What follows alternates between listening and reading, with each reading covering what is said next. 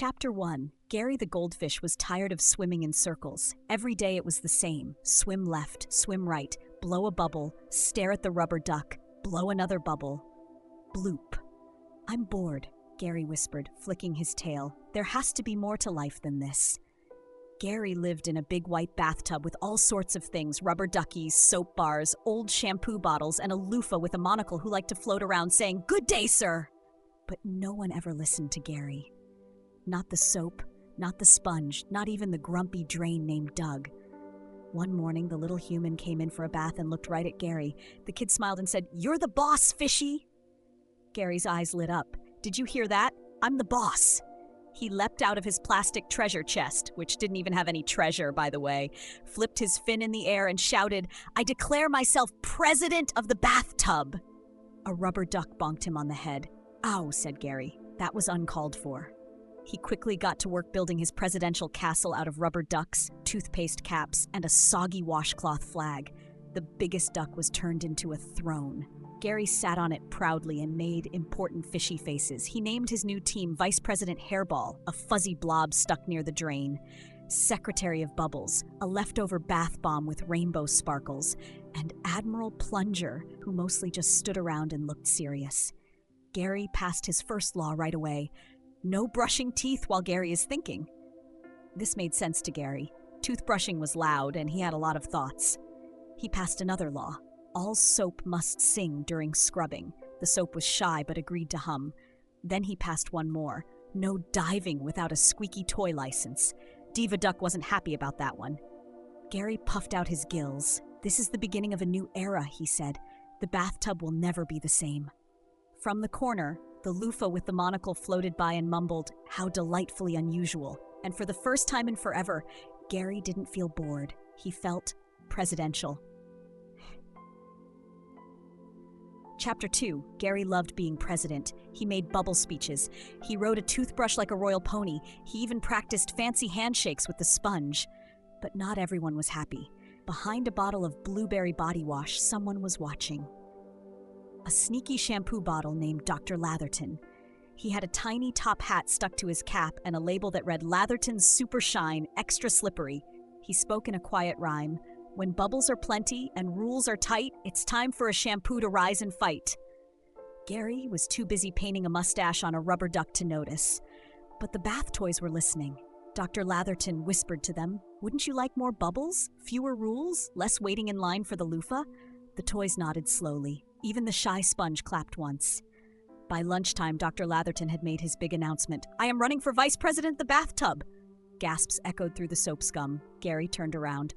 "Excuse me? What? Who said you could do that?" "I did," said Hairball, wearing a tiny paper tie. "It's a free tub. Anyone can run for office." Gary pouted. "But I already made a vice president. It's you." "I know," said Hairball. "Democracy, dude."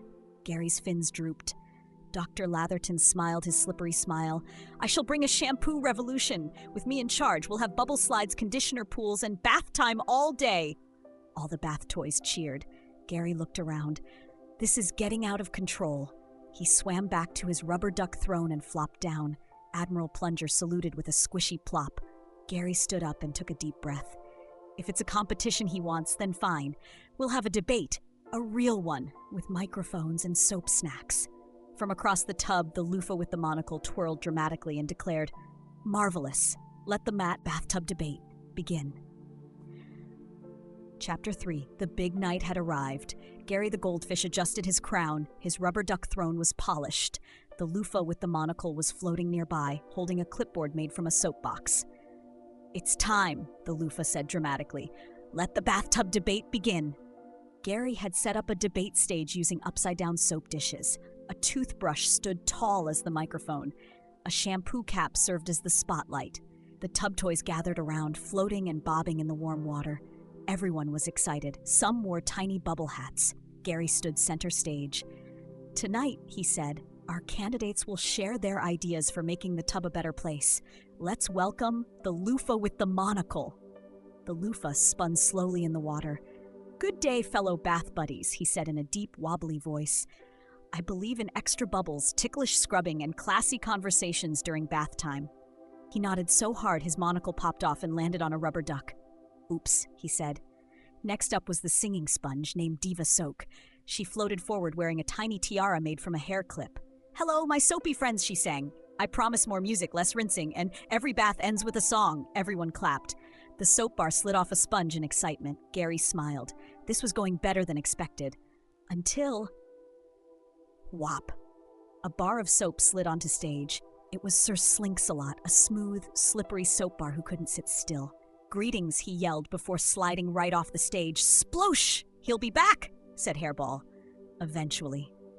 Then came the final candidate, Dr. Latherton. He stepped forward in his top hat and cape, twirling a bubble wand like a magician. "I offer you unlimited foam," he declared. "Bubbly slides, soapy swings, bubble baths for breakfast." The toys squealed with delight. The duckies did synchronized paddling. Gary held up his fin. "Let's keep it fair," he said. "No bubble bribes." Dr. Latherton winked and dipped back behind the shampoo bottles. The debate continued with wild ideas and funny questions. What's your opinion on soap in the eyes? Should ducks wear floaties?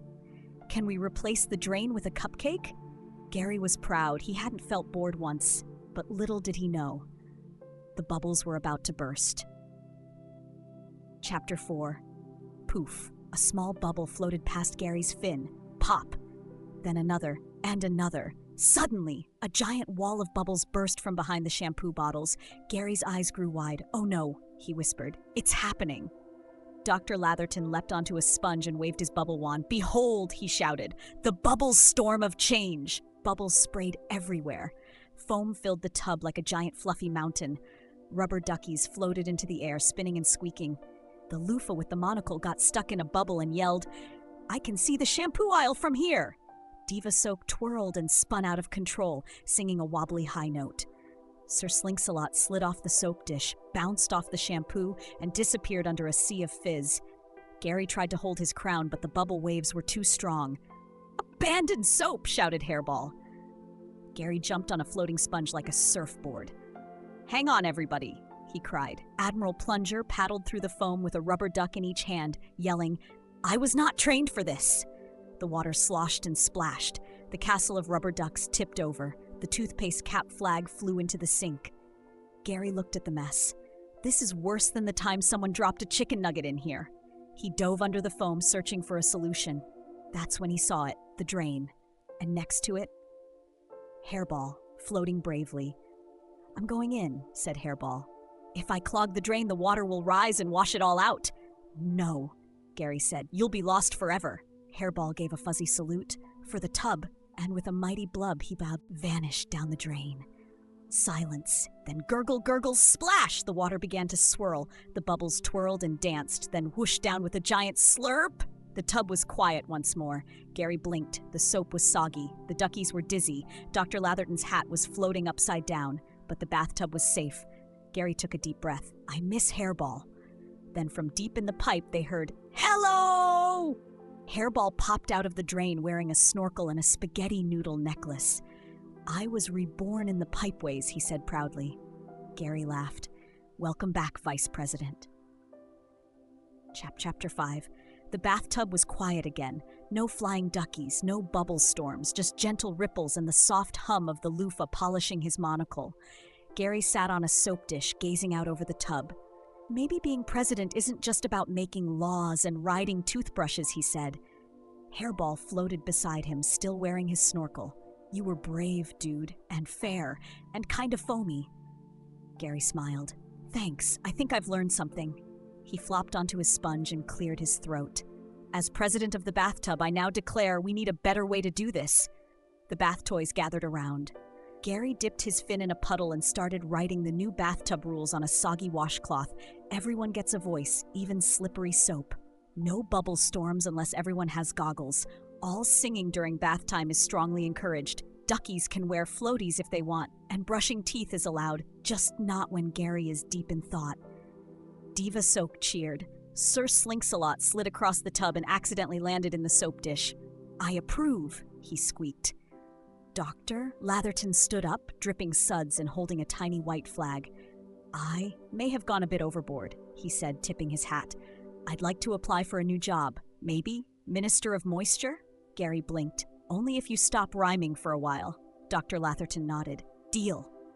The loofah swirled with joy. Positively splendid. Shall we take a group bath selfie? Everyone piled into the middle of the tub.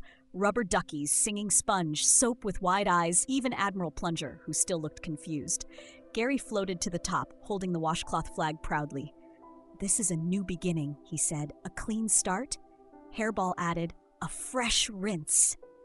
And with that, the tub toys celebrated in the only way they knew how. With one final splash, a song led by Diva Soak, and a dance party on a sponge raft. Because when you're president of the bathtub, you learn. Even the silliest bubbles can lead to the biggest smiles.